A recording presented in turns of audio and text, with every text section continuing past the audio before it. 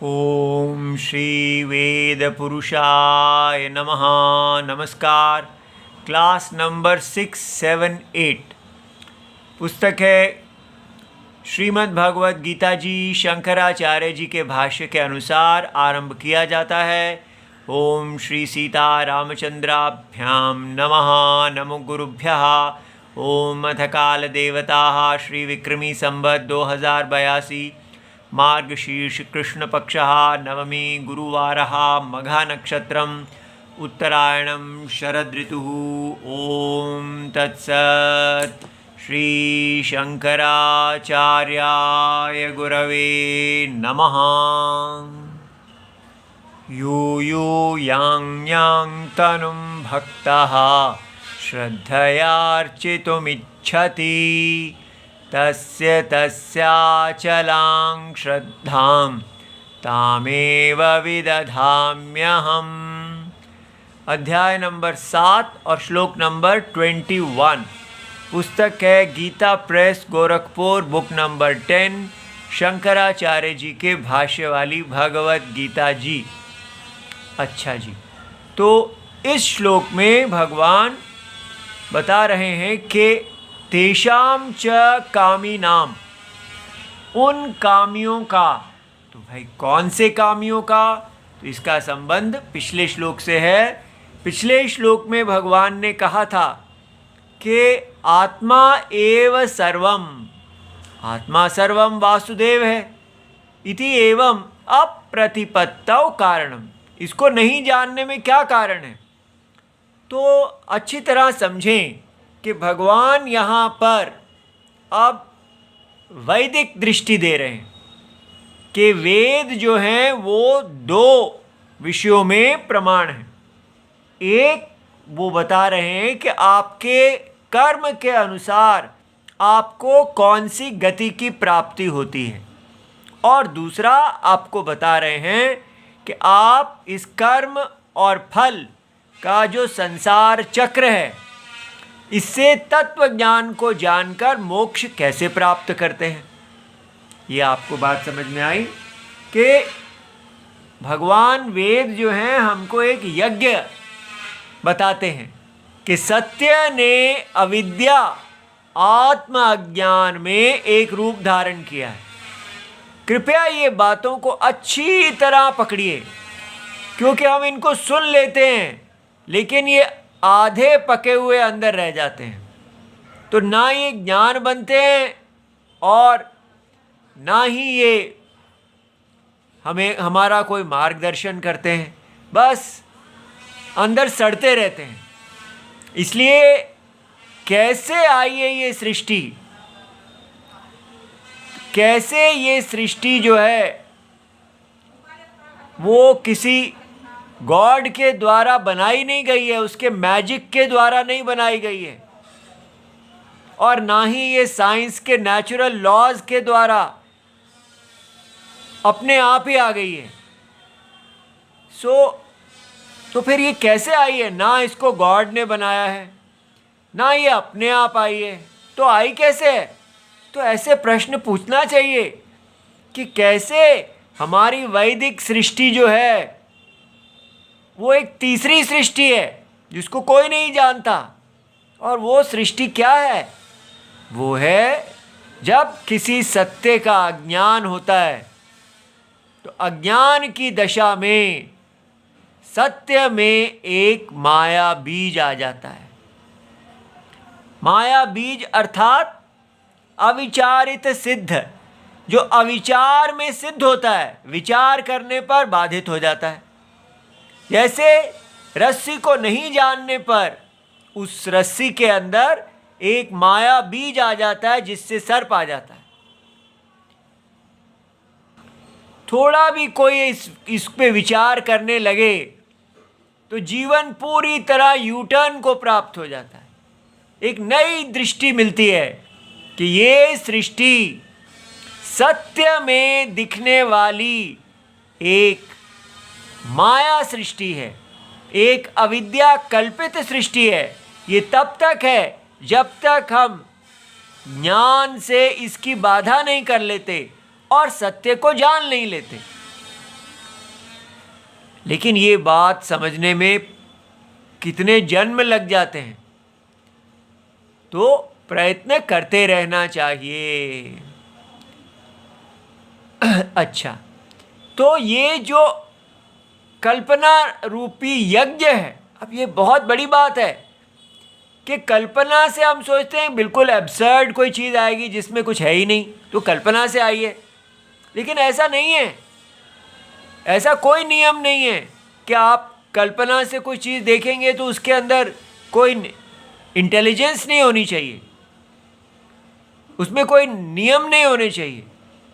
वो जो सृष्टि अज्ञान से आती है उसको कहा जाता है कि वो सृष्टि चेतन आत्मा में आई है, और चेतन आत्मा इस प्रकार से उसके ईश्वर हैं। वो चेतन आत्मा जो परम सत्य है, जो केवल चेतना, केवल अस्तित्व, केवल आनंद रूप है, वो आत्मा इसकी जगत कारणम है। तो हमको अब ये कितनी बड़ी बात है, ऐसे सुनने वाले चाहिए जो धीरे धीरे इसको दिमाग में बिठाएं कि कैसे हमारे रिलीजन के गॉड और साइंस की ट्रांसफॉर्मेशन, परिणामवाद, दोनों से ये भिन्न है। सत्य, इसको बोलते हैं सत्य का जो माया कार्यवाद, सत कार्यवाद इसको कहते हैं कि सत वस्तु जो सत्यम है वो कार्य को कैसे उत्पन्न कर देता है बिना विकार को प्राप्त हुए। तो वो जो केवल चेतना, केवल अस्तित्व, ये केवल अस्तित्व को समझिए। हम यहाँ अनुभव कर रहे हैं सारा संसार अस्तित्व से व्याप्त है। होना, अस्ति अस्ति अस्ति, है, इज, हर चीज के साथ हम लगाते हैं। Dog is, boy is, Apple is, mountain is, ठीक है, पर्वतः अस्ति, इस प्रकार सबके साथ अस्ति लगाते हैं। और ये ही यहाँ का कमाल आश्चर्य में कि बताया जा रहा है कि अस्तित्वम सत्य का गुण है। और डॉग, कैट, माउंटेन, पर्वत, नदी इत्यादि ये जो शब्द हैं ये अविद्या कल्पित हैं। थोड़ा भी व्यक्ति देखेगा तो एकदम चकरा जाएगा, ये तो कहीं सुना ही नहीं। अस्तित्वम सत्य से आ रहा है और नाम रूप कल्पना से आ रहे हैं। किसी साइंस ने आज तक ऐसी डिवीजन नहीं की। थोड़ा भी देखेंगे तो देखेंगे कि कितनी अलग चीज है। कोई अस्तित्वम और नामरीक को अलग नहीं करता, ये केवल वेद चक्षु हैं जो करते हैं। और आप देख सकते हैं कि आपका भी शरीर, मन, बुद्धि, अहंकार सब नाम रूप के क्षेत्र में आता है। और उसके अंदर अस्तित्व, जो आपको लगता है कि नहीं शरीर अस्ति, शरीर का गुण है अस्तित्वम, पर ऐसा नहीं है। अस्तित्वम क्षेत्रज्ञ का है। हम अपने अंदर दो स्वभाव देख सकते हैं, दो अलग अलग वस्तुएं नहीं है ये, क्षेत्र और क्षेत्रज्ञ एक ही सत्य का विपरीत ग्रहणम, मिस्टेक। हम मिस्टेक की अवस्था में सेपरेशन कर रहे हैं, विवेक कर रहे हैं। मिस्टेक, विपरीत ग्रहण की अवस्था में जब हम देखते हैं तो नाम रूप का अलग स्वभाव है और अस्तित्व का अलग स्वभाव है। अस्तित्व और नाम रूप जब जुड़ गए, अविवेक के कारण जुड़े नहीं हैं, केवल अविवेक दशा में ऐसा लग रहा है कि अस्तित्व, अस्मिता, चेतनता, आनंद नाम रूप शरीर का विशेषण है, परंतु वो विशेषण है नहीं, एडजेक्टिव है नहीं, इसलिए इसके विकार से इसमें विकार नहीं आता। ये कितनी बड़ी बात है। ये निर्विकार है, ये विकार है, लेकिन हम इस पे विचार ही नहीं करते। तो अब भगवान यहाँ उत्तर दे रहे हैं कि क्यों ऐसा है कि इसके ऊपर विचार नहीं होता। क्योंकि क्षेत्र दशा में जब हम अपने आप को क्षेत्र मान रहे हैं, हमारे पास ऑप्शंस हैं। हमारा मन जो है वो अपहृत है। किस चीज़ से अपहृत है? तो कामैहि तैहि अपहृत ज्ञाना। तो जो अन्य देवता वेद ही, ये वेद कहाँ से आ गए? अविद्या कल्पित इस सृष्टि में वेद भी हैं, ठीक है, जो हमें बताते हैं कि यहाँ धर्म क्या है। इसलिए इस बात को समझें। ऐसा ही नहीं कहते जाएं कि ये वेद को इस काल में रचा गया, ये वो, ऐसा बोल बोल के हम पूरी तरह नास्तिक बन रहे हैं। वेदों को मनुष्यों की बुद्धि ने नहीं रचा है। अगर मनुष्यों की बुद्धि से रचा गया होता तो वो ये सत्य को बता पाते। जैसे आंखों को मनुष्य की बुद्धि नहीं रचती है, आंखें सत्य को प्रकाशित करती हैं, रूप के सत्य को। इसी प्रकार ये शब्द रूपी प्रमाण है जो इस कल्पना में उपलब्ध है, जो हमें बता रहा है कि ये शरीर का क्या आधार है। आप अपने वर्ण आश्रम धर्म को करेंगे तो उसके बल पर आप उच्च लोकों को प्राप्त करेंगे, उसके विरुद्ध जाएंगे तो हीन योनियों में जाएंगे। एक इतना बड़ा विस्तृत ज्ञान, और हम उसको कैसे अनादर कर रहे हैं, नहीं समझ पा रहे हैं। तो आपके सामने इसको बार बार रखा जा रहा है, क्योंकि ये जो लौकिक ऐसी बुद्धि है जो बाहर देखने वाली है, केवल भोगों को देखने वाली है, केवल साइंस की बातें सुनने वाली है, उसके लिए कठिनाई होती है। लेकिन जो व्यक्ति श्रद्धावान है उसको धीरे धीरे ये बात समझ में आती है। तो ये जो आत्मा, निर्विकार आत्मा जिसको हम अनुभव में देख रहे हैं, क्षेत्रज्ञ, ये किस प्रकार नए नए क्षेत्रों को प्राप्त कर रहा है, ये वेद बता रहे हैं।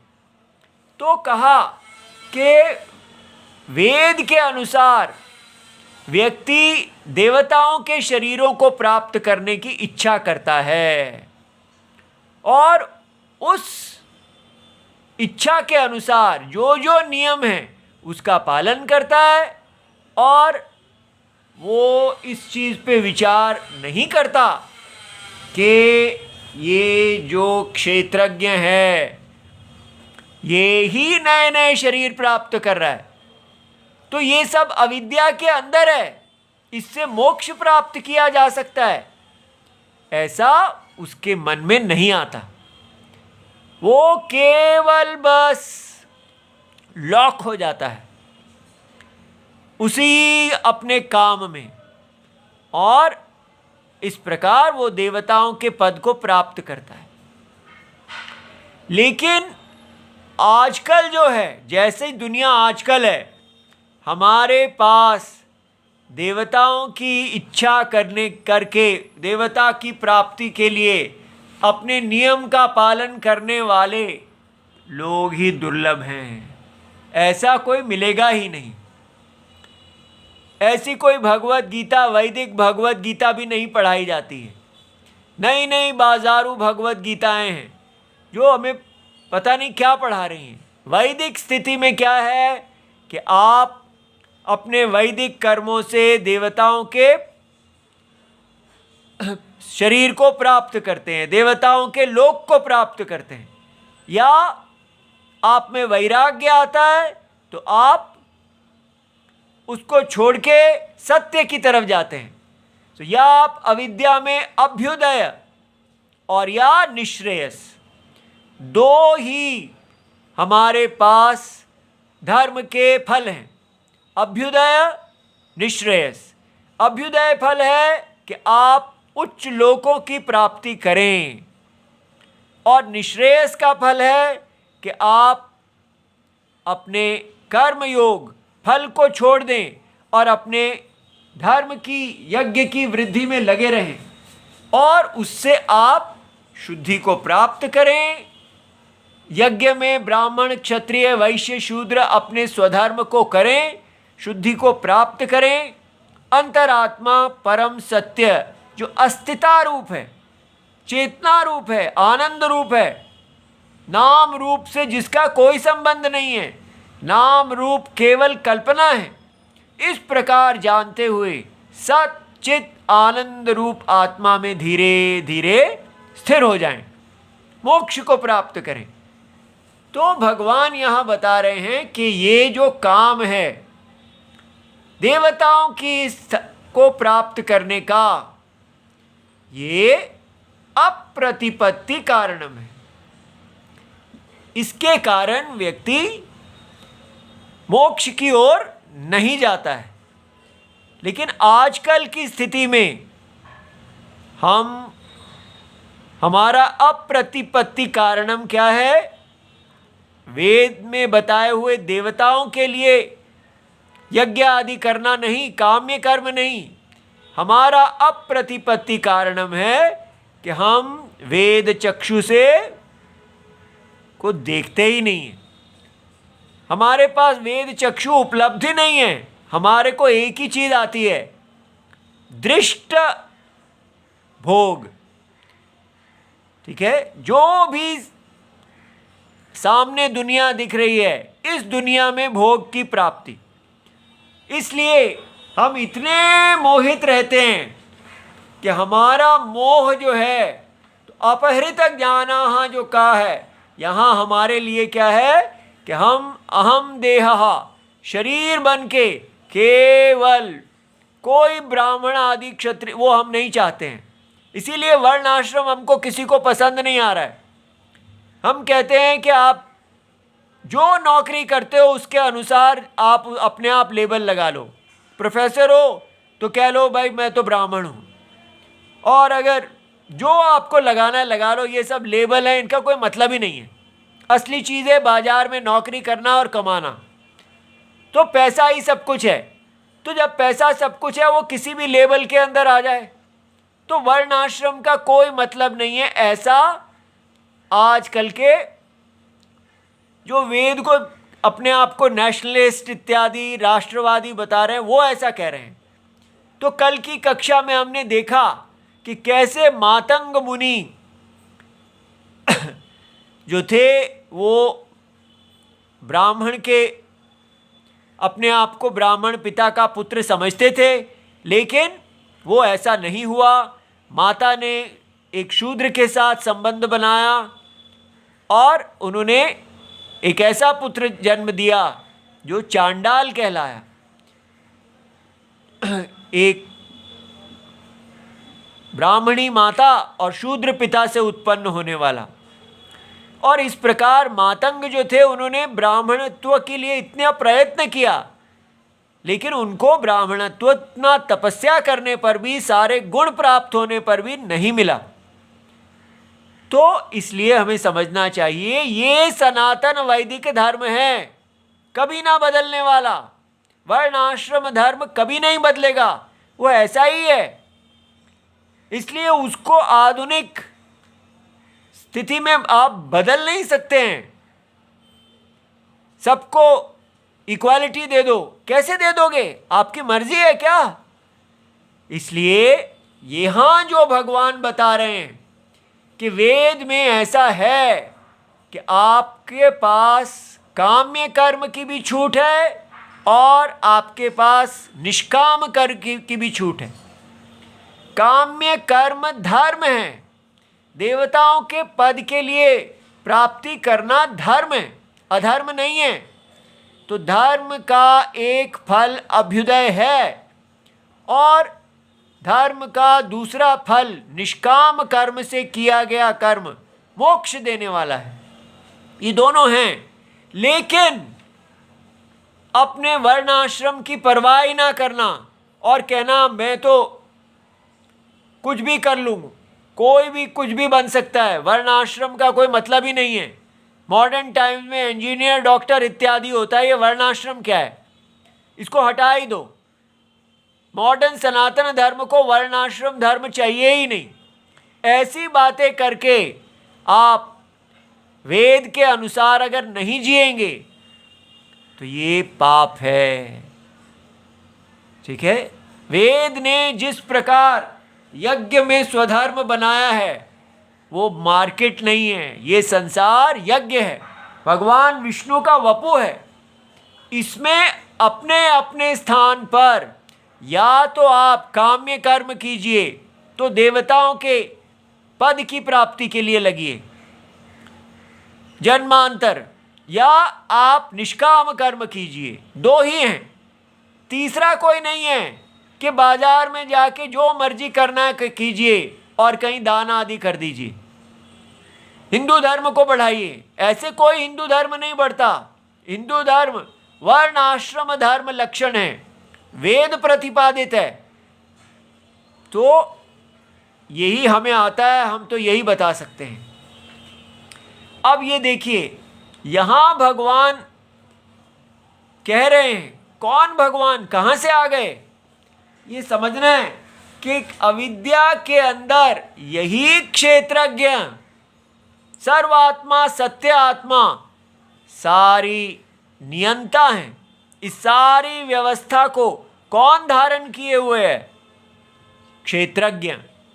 सारे जगत का जो क्षेत्रज्ञ हैं, निर्विकार सत्यम, वो ही इस सारे जगत का नियंता है। लेकिन नियंता कैसे हो गया, वो तो सत्यम है, सत्यम तो पार्टिसिपेट करेगा ही नहीं। पार्टिसिपेशन अर्थात उसका धारण करता हुआ नहीं करेगा, ऐसे समझना है। जैसे अस्तित्व ने इस सारी अविद्या को धारण किया हुआ है तो अस्तित्व दे रहा है कि नहीं, इसी प्रकार चेतना ने सारे इस संसार को इंटेलिजेंस, चेतना, ज्ञान दिया हुआ है। ठीक है, सारा ज्ञान चेतना है, लेकिन वही हमें बुद्धि के साथ जुड़ा हुआ निश्चय आत्मिका लगता है। जैसी जैसी उपाधि को वो धारण करता है वैसा, तो उपाधि के अंदर जो क्षमता है उसको चेतना और आत्मा, चेतना और सत्यम, अस्तिता सत्य बना देती है। इसलिए ये उपाधि ईश्वर उपाधि है। तो भगवान जब ईश्वर उपाधि को धारण करते हैं तो वो सत्य रहते हुए भी, असंग रहते हुए वो इस कार्य को करते हैं और नहीं भी करते हैं। सत्य होते नहीं करते हैं, लेकिन अविवेक दशा में करते हैं। ये बात समझनी है। ठीक है, और ये आप सदा अपने अंदर भी देख सकते हैं। अविवेक दशा में आप कार्य कर रहे हैं, विचार दशा में नहीं कर रहे हैं। जैसे हम इस समय कह सकते हैं, हम बोल रहे हैं अविचार दृष्टि से, लेकिन विचार दृष्टि से नहीं बोल रहे हैं। आत्मा निर्विकार है। जैसे आप कह सकते हैं स्वप्न में अविचार दृष्टि से मैंने वहाँ पर बहुत रात को कार्य किया, अपने स्वप्न के अंदर बहुत भागा दौड़ा, सब कुछ किया, लेकिन विचार दृष्टि से कुछ नहीं किया। इस प्रकार सत्य और असत्य में दोनों दृष्टियां संभव हैं। एक ही टाइम पे अकर्ता होते हुए आप करता हैं। ठीक है, तो भगवान कह रहे हैं कि ये जो लोगों के अंदर वैदिक धर्म के अनुसार देवताओं के पद को प्राप्त करने की इच्छा आती है, वो मैं उसका विरोध नहीं करता हूं। ये बहुत इंपॉर्टेंट है पॉइंट, कि भगवान आपको तो बुरा मानना चाहिए। लोग देवताओं को पूजने लगते हैं, आपको नहीं पूजते हैं, आपका तो मुंह फूल जाना चाहिए, आपको बुरा लगना चाहिए। क्या बात है, ये सब देवताओं के प्रति जा रहे हैं। तो जैसे रिलीजन्स में होता है, अगर कोई डेविल उनके गॉड को छोड़ के किसी और की पूजा करे तो उनके गॉड को बहुत गुस्सा आ जाता है, अल्लाह को गुस्सा आ जाता है। वो सबको कहते हैं जाइए और ये डेवल के लोगों को मारो। वो सारा गॉड और डेवल दो अलग हैं, किंतु यहाँ ऐसा नहीं है। ये बहुत महत्वपूर्ण बात है। भगवान ने ही ये देवताओं का और मनुष्यों का यज्ञ रूप धारण किया हुआ है। मनुष्यों का जो प्रीति है देवताओं में, उसके कारण वो देवताओं का अर्चना करते हैं। उससे नित्य कर्म भी होता है और काम्य कर्म भी होता है। ये काम्य कर्म और नित्य कर्म की जो व्यवस्था है धर्म रूप, उसको भगवान ही बनाते हैं। इसीलिए वो कहते हैं तेषाम च कामी नाम। वो सब जो कामी हैं, जो देवताओं के प्रति श्रद्धा रखते हैं, तो यहाँ यहाँ याम याम, जो कामी हैं, याम याम जिस जिस तनु को, देवता तनु को, देखिए यहाँ यहाँ कामी, तो कोई है इंद्र पद का कामी है, कोई है बृहस्पति पद का कामी है, कोई ब्रह्म पद का कामी है। और याम याम देवता तनुम, जिस जिस देवता तनु को, देवता शरीर को श्रद्धया संयोक्तः युक्तः। तो श्रद्धा बहुत महत्वपूर्ण है। श्रद्धा माने वेद में आस्तिक्य बुद्धि, कि वेद जो कह रहे हैं वो सत्यम है, अस्ति अस्ति। इस प्रकार ये जो अस्तिता है, ऐसा कहना कि वेद के साधन साध्य भाव अदृष्ट ये सब बेकार है, झूठ है, नास्ति, वो नास्तिक होता है। तो जो नास्तिक व्यक्ति है वो ऐसा कार्य नहीं करेगा। इसको बिलीवर ट्रांसलेट नहीं करना। वेद प्रमाण रूप है। ये जिस आत्मा को कह रहा है वो अनुभव में है।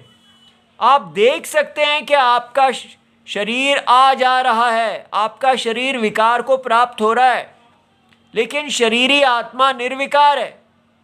ये शरीर किस आधार पे आता है उसका ये ज्ञान दे रहा है।